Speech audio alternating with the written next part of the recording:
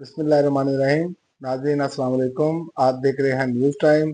इसमें आज हम बताएंगे फैमिली भी किराए के लिए दस्तयाब, मोटरसाइकिल नंबर के लिए नई तजावीज़, डॉलर फिर सर उठाने लगा और खैबर पख्तूनख्वा में रद्दोबदल, और इसके अलावा हुकूमत का सोलर नेट मैट्रिक पॉलिसी तब्दील करने पर गौर।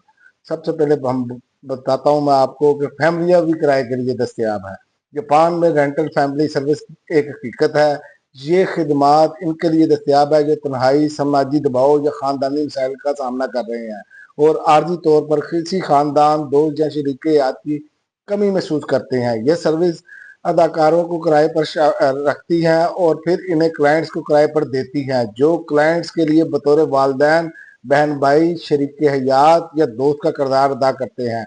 इनका मकसद क्लाइंट्स को जज्बाती सुकून, समाजी कबूलियत या मखसूस तकरीबात में शिरकत के लिए मदद फराहम करना होता है। और दूसरी खबर,